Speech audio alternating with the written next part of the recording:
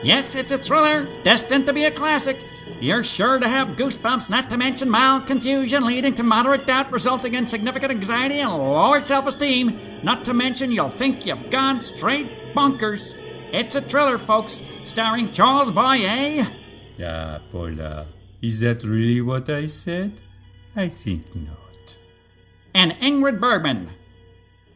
But last night you looked me straight in the eye and said that. I just don't know what to believe anymore. It's a phenomenon spreading all over the world, ladies and gentlemen. This phenomenon I'm talking about is insidious manipulation, otherwise known as gaslighting. Boy, it's a mind melt. Be the first to see this new thriller. We're sure you can relate.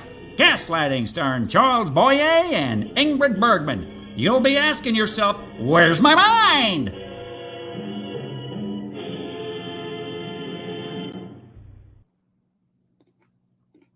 Oh, sorry.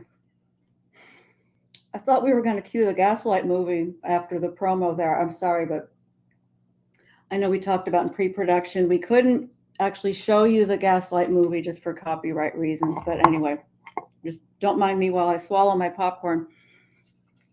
Welcome to the pause button, you all.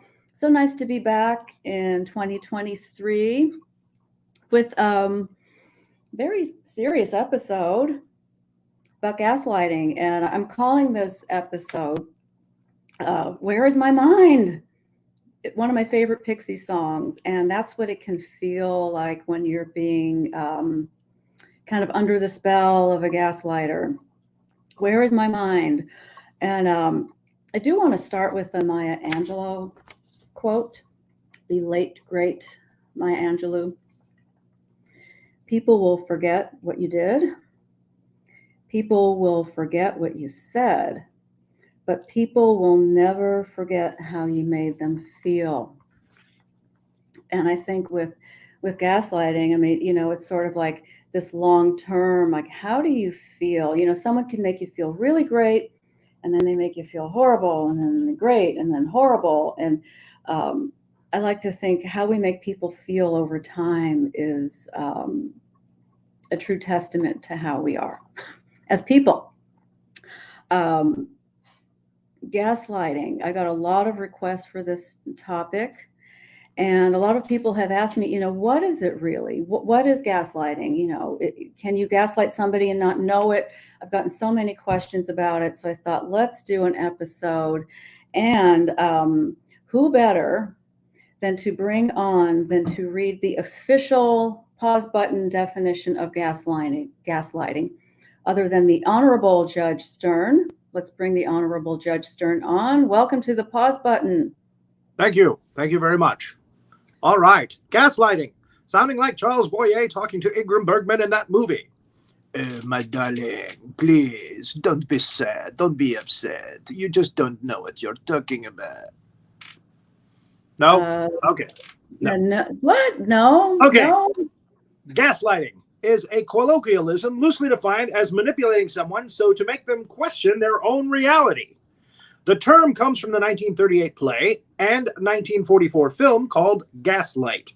In both play and movie, the husband convinces his wife that she's imagining things that are actually happening. Hence, the wife thinks she's going insane. Now, I want to state here for the record on the pause button that gaslighting is cruel, and it's unfortunately not unusual punishment. That is true, Judge. Thank you so much for reading the official pause button decree of gaslighting. Thank you. Yeah, unfortunately, it is not unusual. My work as a therapist, I see gaslighting a lot, or I see clients that have been, and somebody tell me, is it gaslighted, gaslit? But it really can cause extensive damage, but it is repairable damage. And what we are going to do today in this show is not only talk about gaslighting, what it is, what it sounds like, what it looks like, but more importantly, how to heal from it. And that's going to be the guided meditation for today, is how to heal from that type of discombobulation. But to set the tone, I'm kind of tripping over my tongue today. It's been a really long work day. But anyway, to set the tone, this is an old song that I wrote back in the 90s. It's called Afterthought, and it just seems to illustrate what it can feel like when you're under that spell of a gaslighter. So Renee, you can start the music video. Lead me down on the afterthought, where the sun is set to shine. Not as long, maybe half as strong. Lead me down, bring me down.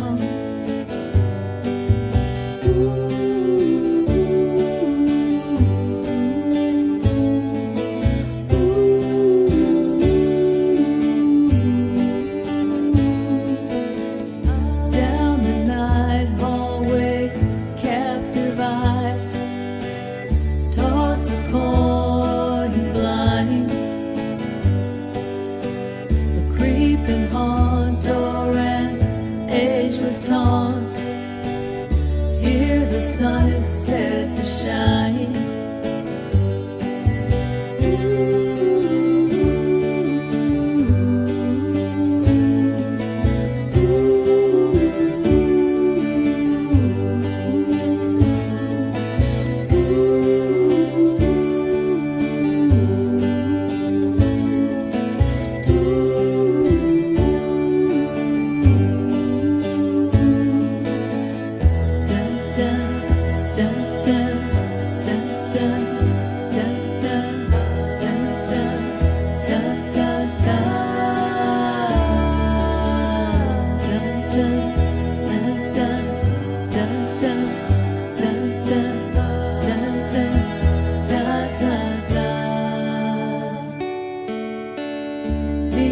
Down on the afterthought, where the sun is set to shine. Not as long, maybe half as strong.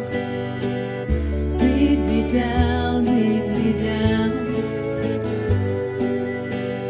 Bring me down, bring me down. Bring me down. Ooh.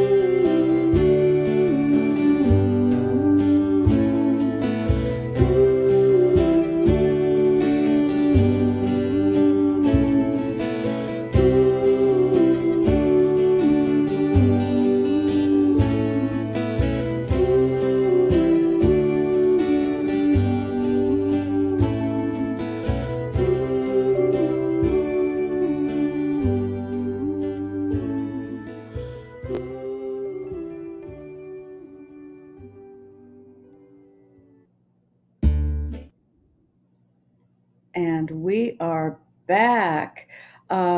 Renee, it looks like the slide was frozen. I actually had put together kind of a little music video, and it seems like it was stuck on that one slide. And but hopefully we'll fix that in the YouTube version and in the upcoming videos.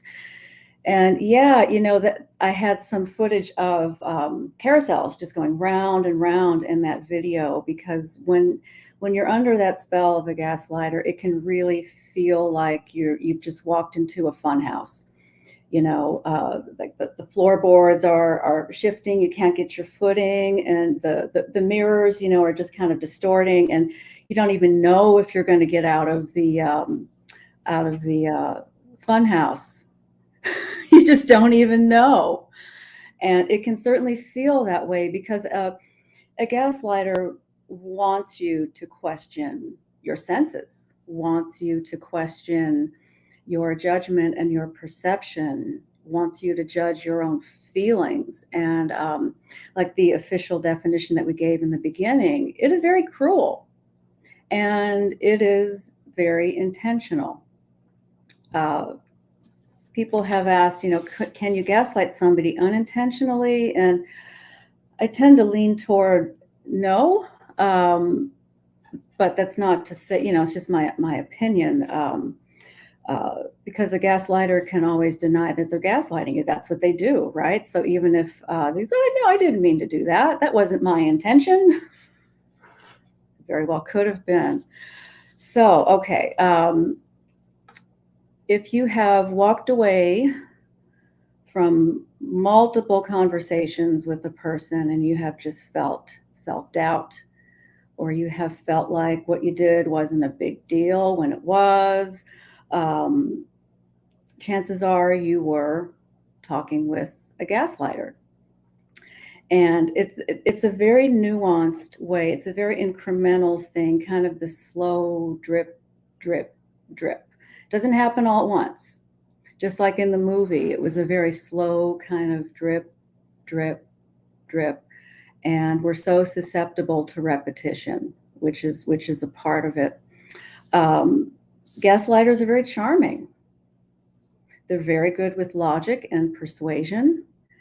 And it tends to, people that are gaslighted, and I don't mean this in a bad way at all, tend to be more empathic, tend to be more open and sensitive to other people's feelings, wanting to take care of other people. And gaslighters will just kind of glob onto folks like that. And in a way, it's almost like trying to hijack another person's brain, which is quite horrific, and we're all susceptible, I think, in a way, but just some more than others. And it can really be excruciating to not know which way's up, which way's down. Are these really my feelings? Am I really picking up on this? Is this the truth or is this my imagination? A gaslighter wants you in that nebulous zone. So rather than focus on the problem, I'm a real big believer that knowledge is power. And when we have the knowledge, we have the power to be able to spot something like gaslighting a lot quicker than maybe before. So in this upcoming video, I've got, I have to say, these are like the OG pause button players, Diane Coll and Kathy Rice. They're going to do some role play reenactments. And then I've got just a little thing about what type of person tends to gaslight. So hopefully the slides won't freeze this time, Renee. Let's keep our fingers crossed that you all can see the slides that I put together to go with everything. All righty, let's cue the video. Now, ladies and gentlemen, I present the pause button players to do some reenactments of what gaslighting sounds like, how it happens. The first one is minimization or humiliation. You really hurt my feelings. I can't believe you told everyone at the party a personal secret that I trusted you with. Paula, why are you being so sensitive? You need a thicker skin, mon chéri. Denial. You really hurt my feelings. I can't believe you told everyone at the party a personal secret that I trusted you with. Oh, Paula, please. I would never do that to you. Are you crazy? What makes you think I would do such a thing? Do you realize how much you're hurting my feelings, Paula? Blaming. You really hurt my feelings. I can't believe you told everyone at the party a personal secret that I trusted you with. Well, you never should have told me the secret in the first place, Paula. You know very well I can't keep secrets. And last but certainly not least, invalidation. You really hurt my feelings. I cannot believe you told everyone at the party a personal secret that I trusted you with. Oh my God, Paula, you're such a baby about these things. There should never be secrets. That's my motto. So, who gaslights? What type of a person gaslights? Now, in a general sense, people who aim to gain power or to deflect away from taking responsibility. People who are very charming on the outside, yet so broken on the inside, their only way of holding themselves up is to tear others down. People who have an insatiable need to control others. People with any type of addiction who will do anything to protect and defend their addiction. That's a big one, and a very common one. The more prominent gaslighters tend to fall along what is called the cluster B group, meaning those with some type of diagnosable personality disorder, like narcissistic, antisocial, or borderline personality disorder. But boiling this all down, these are people who see gaslighting as their only means of surviving in the world. And that's actually pretty sad. Oh, is that really what you believe? Wouldn't it make more sense for you to believe what I would like you to believe? Ugh. Do you see what I mean? Now, ladies and gentlemen, It's just never ending with the gaslighter. It never is. I want to highlight one thing. And again, I apologize. I had a whole bunch of slides to go with that, but it appears when I sent them to Renee, there was just one slide. So I don't know what happened there. I guess they didn't download properly, but we will have the full videos on the YouTube version, which I'll make sure to share, because the visuals to go with that are, I don't know, I just think that they're fun and they're helpful. But the one thing I want to highlight is about addiction. That doesn't get talked about a lot in the literature with gaslighting, but it's a big one. You know, you think about it, someone with an addiction, any type of addiction, is going to gaslight to protect that addiction. And it's just a big one that doesn't get talked about a lot. And I do see a bunch of you are commenting. And Renee, I'm wondering if you could pull up some questions. I know M. Farwell's got one. How do you explain to someone that they are a gaslighter to people they care about? That's a tricky question, because it's almost like when you tell a gaslighter that they're gaslighting, it's almost like you get back on that carousel with them. You get back into the fun house with them. It just turns into more gaslighting. I think there are some ways to lessen it, and that is, let's say somebody is gaslighting. You don't reinforce the gaslighter, and you can see maybe they're gaslighting somebody in your family or in your group or your friends or whatever. Just don't reinforce their narrative and what they're doing. That's certainly a way to help, because sometimes when we call it out, it has the opposite effect. But that is a really good question. And I think another way to explain it, maybe not to explain it, but how to manage it, is just to establish better boundaries with that person. Don't buy the narrative. Stay firm and stay strong in what you are perceiving and feeling and doing. And I think one way is just to not give that power. Because, you just think about it, the whole kind of trap of gaslighting is denial, minimizing, humiliation, all of that. It could just meet with more of that. So it's one of those things, I'm a big believer in calling things out, but this is one thing where it's like, oh, you kind of have to be almost as nuanced as they are. I have family that get off on acting in this manner. Me too. Yeah, it's really hard. It is really hard when it's family. It is so hard when it's family. And to establish stronger and clearer boundaries, trying to have contact as minimal as possible. Christmas and Thanksgiving, see you next year, kind of thing. But then it can be hard if they're in the same house.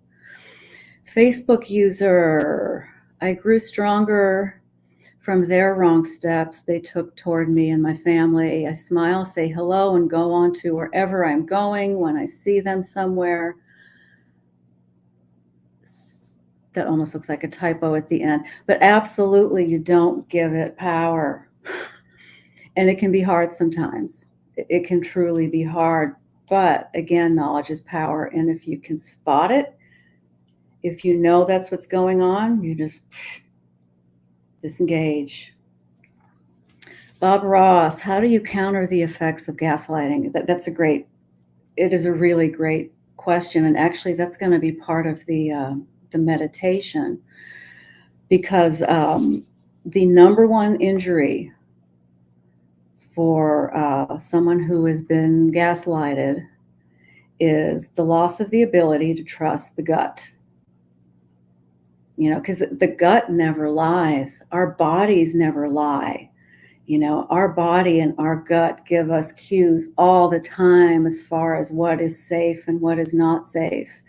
But a gaslighter is very charmingly, incrementally, very persistently tries to drip, drip, drip, whittle that ability to trust the gut, to whittle that down. So actually in the guided meditation coming up very soon is going to be all about fortifying our gut instincts, because that actually is the number one injury.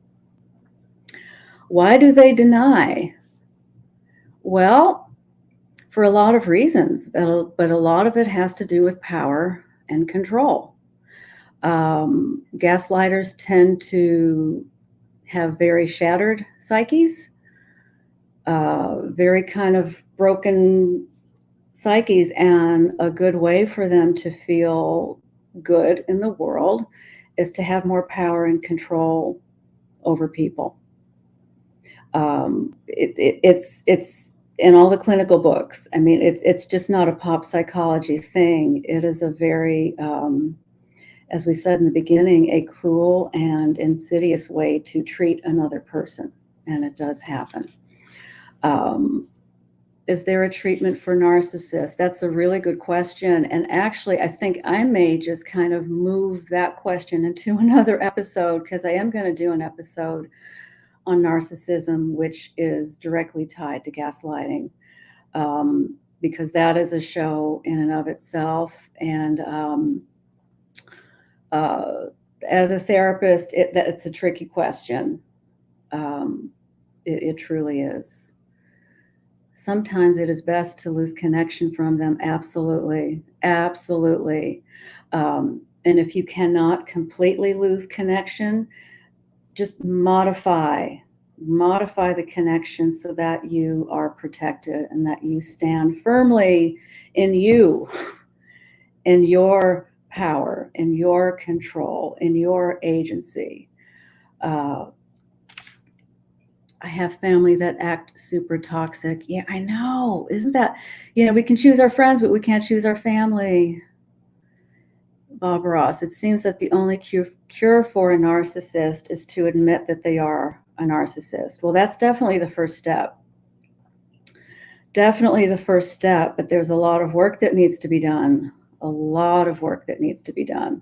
But yeah, the first step is always to admit it, to own it. But that can be very hard for a narcissist because there tends to be a lot of kind of defaulting back. Hello, Mary. This is so timely. Yeah. Thank you, Facebook user. Thank you so much. Yeah, this is one of those things that, the term is out there. It's kind of in our public vernacular. It really is. And I think sometimes it gets misused or overused. But I don't have a problem with that because I really think that people need to know what it is and how to spot it and how to heal from it. And again, I do think it is more intentional than unintentional. Can people be unintentionally cruel? Yeah. But gaslighters, it's more of a conscious, strategic kind of thing. And I'm wondering if we have any more comments or questions. These are really good. I just feel like I'm like babbling a lot here. I'm wondering if Renee, if you have any comments or questions.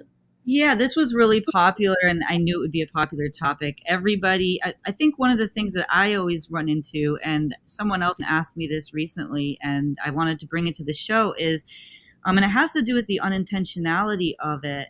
Mm-hmm. What would you say when someone says to you, "Oh, you're gaslighting me," but you don't have any memory of doing that, you didn't mean to do that? And then part B of the question is, gaslighting really just lying? Like, is it just another nuance of lying, or is it separate than lying?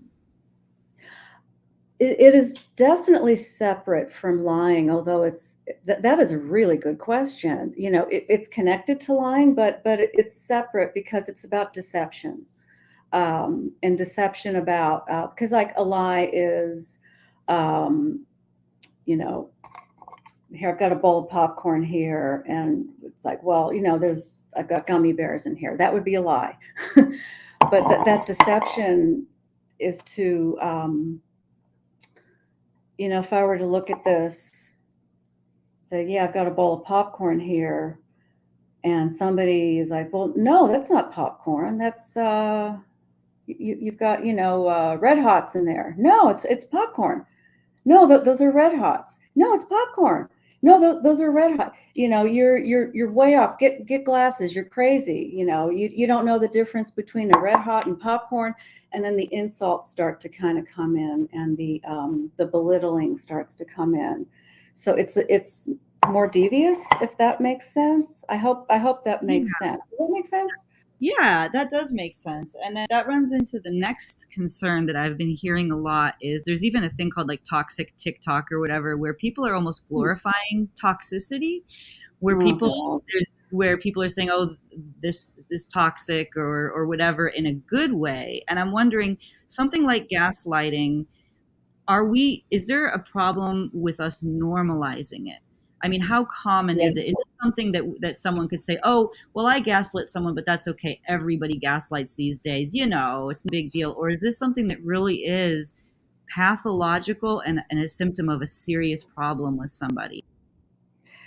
You're touching upon something really relevant these days. And, when the latest diagnostic manual came out, for therapists and psychologists, there was a big push to take narcissism out of the manual because it's so common.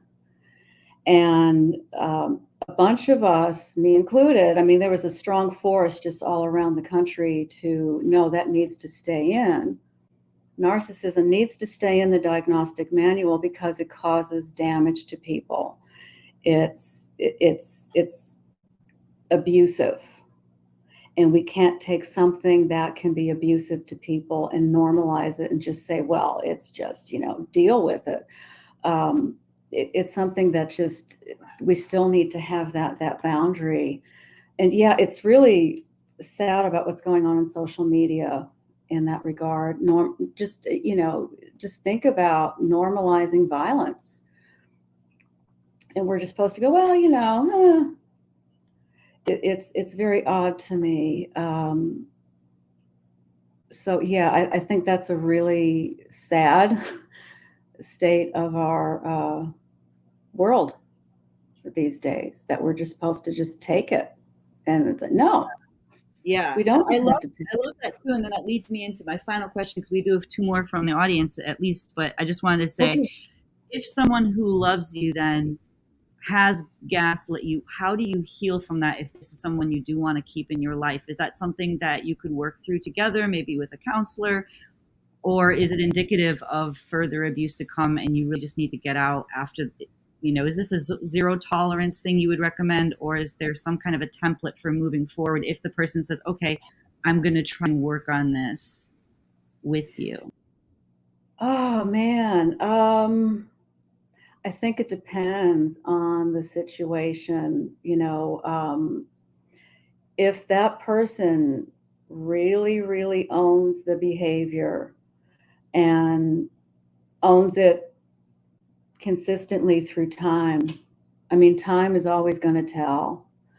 Um, it's it is a pathological thing, and not to be doom and gloom, but it is a very hard thing. And is someone going to be willing to stand the test of time with that person to see if they really mean what they mean, is that they won't do that type of abuse anymore? That is a real tough call to make. I don't think there's a right or wrong, but I think it's just how willing would you be to see it through? How many months or years would it take? I hope that, Renee, did that answer your question? Yeah, I thought that was really, really helpful, and I love that. Thank you Okay. so much for clarifying that. Em and a few other people have some, so I know this is very popular, guys. Everybody loves this topic. Yeah, and again, too, and I'm going to read your comment in a minute. I just feel like I need to say this. I am no expert in this, but I do have a lot of experience with it. And I think it's one of those topics that it is so elusive and pervasive. I don't know if anybody could ever have a full grasp or handle on it, but I certainly am doing my best with this just from my own personal experience, my own clinical experience. I just wanted to say that there. So, let's see. Gaslighting is one more step to make you vulnerable. I feel like they want you to think they know better, what's best for you. Oh, yeah. It's manipulation and apologizing and saying that's not what I meant to do, then doing it again is how you know. Absolutely. Oh, my God. Yes. Oh, yeah. And that's sort of like the whole thing about time will tell. Manipulation, people that manipulate, they can wait it out. You know what I mean? So I think if someone is really willing to own the behavior, to do the deep work, to change the behavior and commit to it, great. But are you willing to be a part of that?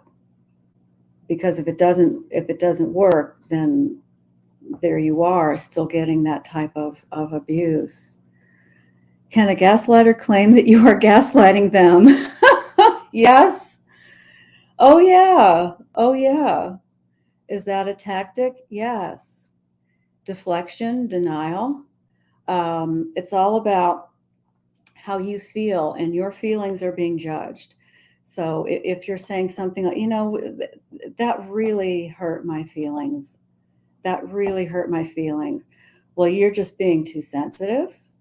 You misunderstood. You're being paranoid. Grow a pair. You're just going to get judgment back for how you feel. And if somebody doesn't have that capacity to gaslight, when they hear, you hurt my feelings, they're going to want to repair that like right away. They're going to apologize. I am so sorry. What did I do? I am so sorry. Let me make that up to you. Versus, Get over it. You're being too sensitive. Gaslighting is a form of abuse. It's psychological, it's emotional. And it kind of sort of getting back to the gut, it attacks our gut instincts, what we perceive and believe and think and feel in this world gets, what, are you crazy? No, that's not what it is. And then we begin to doubt our gut. So, it does go to the physical as well. Am I the only one who sees us all put up with more from people online than we ever would in real life? Yeah. It's a interesting world on social media. It truly is. I agree with that. I think we do. I don't know if it's the physical distance or what that's about. You all have some great questions and comments, and there's just so much I think that we could talk about. And but I do want to go into the meditation. But before we cue that up, and hopefully the slides will work. Hopefully I got that one downloaded correctly. I think just overall, Bob Ross is chiming in with the idea that all of us possess some element of self-preservation. Could it be that this is the gateway to gaslight behavior? Well, yeah. I mean, it's somebody who, like I said, the psyche is shattered. There's just something that there's a major discontent, rage going on with the gaslighter. And it is a way to feel good in the world by tearing another person down. And not just tearing another person down, but having them doubt their senses, their experience, their feelings, their thoughts. Ooh, Facebook user, let's see here. My experience is that a narcissist, when confronted, accuses the accuser of gaslighting or narcissistic behavior. Absolutely. I was at a funeral for a person I grew up with. This was 5 years ago. Many friends and family spoke about him, singing his praises. At the end, his wife stood up and announced that her late husband was abusive and had been gaslighting her.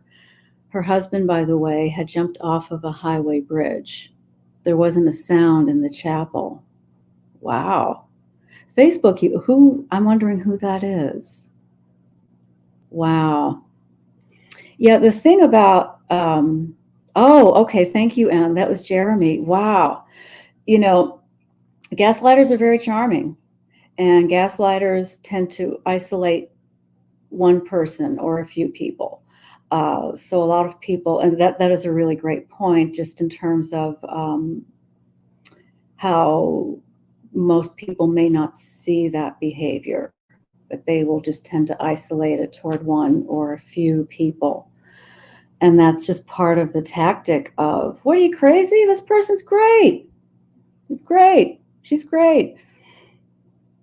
Yeah, we should have a roundtable discussion. Absolutely. I agree. Jeremy, I want to know more about that situation. I feel like I was maybe needing to know a little more detail on that.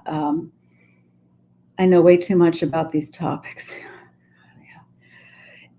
Like we said in the beginning, it is not unusual behavior, unfortunately, and kind of tying to how in my line of work, in therapy and psychology, they were trying to normalize narcissism just because it is so prevalent. Like, no, because it does damage, but repairable damage. It is repairable.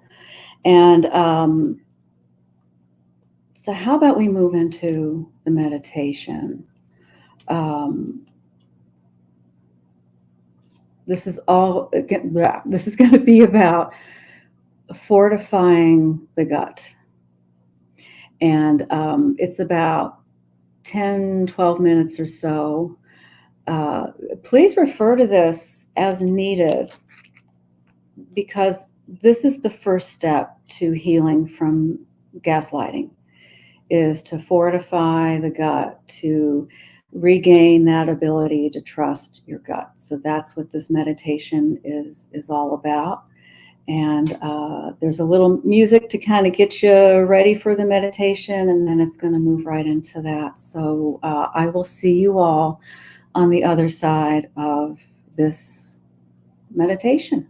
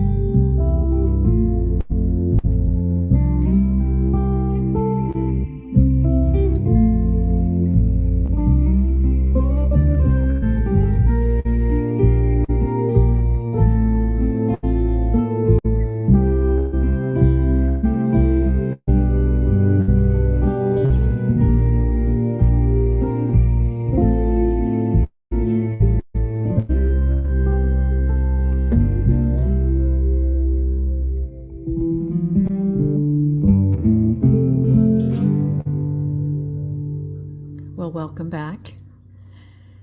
And what I'm intending for the following guided meditation is really twofold, but it's very simple. For one, to help strengthen your gut instincts. I mean, let's face it, we rely on our gut for survival. And when we've been with the gaslighter, that tends to get ruptured a little bit. We tend to perceive it as weakened, when truly it's not. So we're fortify those gut instincts again. And the other part of this is to also help ground you, to ground you in your own reality. And like I've said in previous episodes, if you're listening to this while you're driving, I hope you continue to listen, but consider this to be like a dress rehearsal. And my hope would be that when you're possibly home or in a safer place where you could close your eyes, you could give yourself the full experience of doing this meditation with your eyes closed. Okay, enough of my babbling. Let's get started.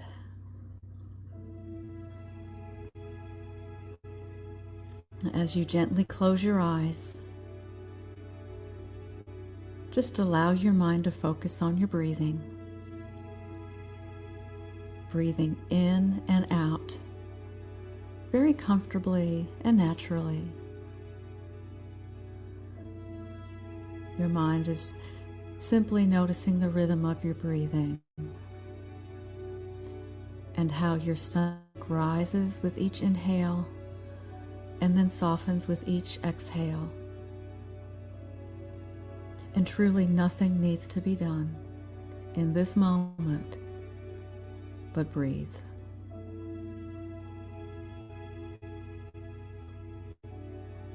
And as you are breathing, just allow your mind to shift focus and place focus about 2 inches below your belly button. And in the Reiki tradition, which is an energy healing tradition, very ancient, this is known as the Hera line. It's the seat of your power. And as you place your focus about 2 inches below your navel, you can also place one or both hands around that area, knowing that this is the seat of your power. This is where your energy resides, the seat of your energy, or the seed of your energy. Now begin to visualize this beautiful orange color. It could be like an orange ball, an orange light, It is bright and vivid. Just imagine that color right at the hairline. Bright and vivid, clear and vibrant. That orange color is so full of creative energy, of vibrant energy. It just glows like a beautiful sunrise or a sunset. And just tune in and observe that beautiful orange color just below your belly button. And as you're breathing, the orange becomes even more vivid and even more vibrant and alive. So even as you visualize this color, you see that it was there all along. And as you recognize it and stay focused on the color, it emerges and becomes even more vivid, more energetic, more clear. This is the seat of your power. And perhaps being with a gaslighter, some of that power became dimmer. But now, as you breathe and focus on that area of your body, that orange becomes stronger, more present, and more alive and clear. And just take a nice deep breath in and slowly exhale out. Now, as your focus remains on that part of your body, right at the hairline, the orange, just imagine that orange color begin to radiate out, almost like sunbeams, and that color begins to trickle down your legs and all the way down past your knees, your calves, your ankles, and all the way through the soles of your feet. That orange color pours out from the soles of your feet, forming roots, strong tree roots, into the ground, into the earth, into the soil. It really is as if you have these strong, resilient tree roots coming out through the soles of your feet and planting into the rich, nutrient-dense soil, where the soil is cool and warm at the same time. It is dense and it is light at the same time. And the roots begin to soak up the nutrients from the soil, fortifying the roots all the way up through the soles of your feet, your ankles, your calves, all of these fortifying nutrients up past your knees, your thighs, and all the way back to that seat of power. And then it goes back down into the roots. It is like one continuous cycle of fortifying, strengthening, transforming, clarifying, cleansing, up through the roots, up to the hairline, that seat of power, and then it just simply cycles back down into the earth. And with each breath in and out, your roots become even more firmly planted in the ground.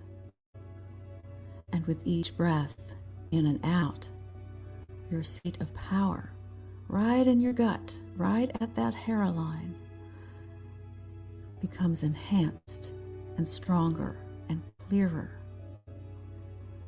With each breath in and out,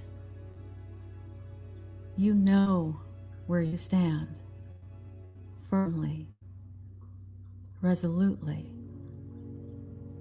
feeling the firmness of the ground and the roots, getting stronger and stronger with each breath in and out. and you know where you stand. And you know your seat of power continues to even get plumper and more vibrant, more clear. You know where you stand. Always, with each breath in and out, you see clearer, you hear clearer, you perceive clearer. You know where you stand, and your gut with each breath in and out, and the roots with each breath in and out become stronger, more vibrant, more resolute and clear and confident, all just simply by breathing in and out. And there's even no need to stay focused on the visuals of the roots or the color. There's no need for that, because you're simply breathing in and out, and with each breath in and out, everything becomes even more so.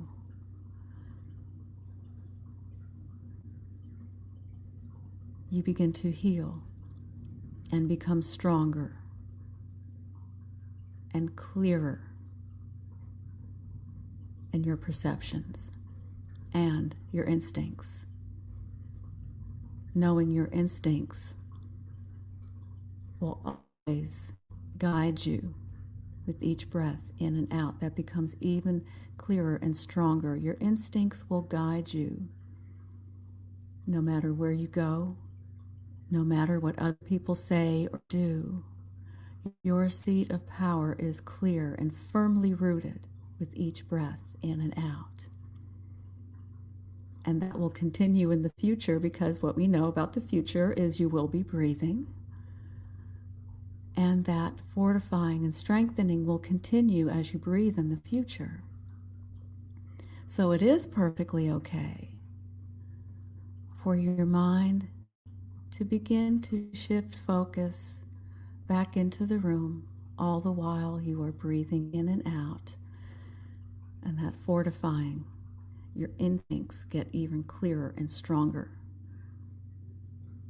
all simply by breathing in and out and allowing your awareness to come back into the room. You begin to notice other sounds in the room. You begin to notice where you've been sitting or lying down, or possibly even standing. You just begin to become more aware of your surroundings, all as you breathe in and out. Instincts becoming clearer, more finely honed and sharpened, all as you breathe in and out. And that will continue. So it is perfectly okay, whenever you feel ready, to very slowly open your eyes. And you are still breathing. And the roots continue to become stronger, and your instincts continue to become stronger, all simply by breathing in and out. No need to even think about it anymore. It's all happening. It's happening now, and it will be happening in the future.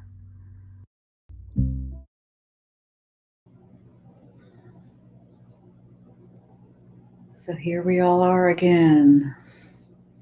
I hope you all enjoyed that meditation, and please refer to it, save it anytime you need that reinforcement of your gut. It is so important when somebody has been just, again, that incremental,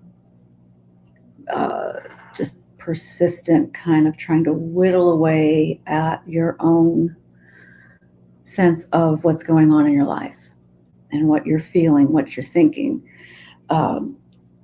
Jeremy Glass raised a really good point. I just kind of want to go back to before we bring the judge back on. And gaslighters do isolate, and that's part of the tactic. They don't gaslight everybody. They gaslight maybe one or two. That way the other person really does, the one who's being gaslighted really does feel alone and can really play with the person's sanity. It truly is a cruel behavior. So yes, they do isolate, but do know that you are not alone. I think we in this community have come together beautifully. And this will be a topic we're going to kind of continue in the next episode. So you are not alone. Know that. Know who you are. You are fine. You are beautiful. You are alive and thriving in this world and in your life. And what your body and your gut tell you is the truth. Our body never lies. Our gut never lies. And know that, believe that. So I would like to bring the judge back on to give his final summary of the show. And Judge, was that you doing some weird thing earlier? What? I have no idea what you're talking about. Why would I do something like that? I must be crazy. That was a beautiful interpretive dance you were doing earlier. Thank you. All part of the show. So what did you think? What's your final summation, Judge? Very, very interesting and informative. Obviously, this is something that's growing. We're seeing more and more of it now. And it's the viewers, obviously, some of them are worried about that. That we're heading in that direction, like we're going to become a society of gaslighters. I was very interested in the fact that gaslighters can actually say, "Hey, you're gaslighting," and point the finger at the person who's on the receiving end. So yeah, very informative. And of course, it's something you just don't want to do. You don't want to get into the habit of doing it. I mean, even in the sake of self-preservation, you just have to own up to what you did wrong or what it is that happened, that you're responsible for. Yes, absolutely. It's all about being kind to one another and building people up versus trying to tear them down, and Yes. that's just so important. And may gaslighting, may it never be normalized. I just wanted to point out that in Asian culture, they have a term where you lose face, which means you don't own up to something that you did that was wrong. That would cause you to lose face. It would cause you to be embarrassed. So a lot of people there in that culture, technically they gaslight to avoid having to say, "I'm sorry." You don't very often hear "I'm sorry" in Asian countries. Particularly China. So I found this very interesting in that respect. That that's something that happens over there as well. Wow. Yeah. That is really interesting. I mean, it definitely is worldwide, isn't it? Yes. Yeah. And in fact, even more so there, because that's in the culture not to apologize for something you've done wrong. You can make amends. You can buy somebody something, or you can do something that makes them feel good, but you just don't say you're sorry for something you did wrong. Yeah, I wonder if that's unless it's disastrous wrong, then it's a whole big production, going down on your knees, slapping yourself. It's incredible, but nobody wants to do that. So. Yeah. And do you think that has to do with shame? Is it because then that there would be shame? Again, yes, it's shame, it's embarrassment. Again, in the culture, they are bred to believe that you don't do that to people. You don't cause people to lose face. So anything else is okay, as long as you don't do that. Now, you can give face, which means you put somebody up on a pedestal and make them feel good about themselves for something they did or who they are. But again, on the other side of the coin, yeah, it's very, very dangerous emotionally, I think, that people will not own up to responsibility to what they did that was wrong. It's very rare. Yeah. So all that are watching live or on replay, let's just own our stuff. Let's own it. Let's repair and love each other and be kind. And that's the way to live. Yeah. Yeah. Thank you so much, Judge. Thank you. And are you going to own your interpretive dance there? Yes. That was okay. Okay. I thought maybe we'll just come again. That's because I wanted you to call me out on it so that I could gaslight. Example. Why would I do that? You must be, you're talking crazy. Oh, thank you so much, Judge. We'll see you in a couple weeks. Indeed. Yes, thank you so much. My pleasure. Yeah, and thank you all for watching and listening, and for all of your comments and questions. And feel free to continue commenting. You know, let's keep the conversation going, because again, you know, key feature, we cannot be isolated in this experience. That is the worst. And so I will see you all. We will see you all in 2 weeks. We're going to talk about emotional boundaries. I think that's going to be a nice kind of next episode after talking about gaslighting, to really have more emotional boundaries. So it's going to be boundary episode number 2. I draw the line, part 2. So I look forward to seeing you all then. And thank you so much, Renée Yaworsky, for, I mean, just doing I don't know how you do it, Renée. You just do such a beautiful job with so many shows. Thank you so much, Renée. Thank you, Judge Stern, as always, Rory Penland. And it's such a blast doing the show with the both of you. Much love and gratitude to you both. And I will see you all in 2 weeks. See you then. Bye.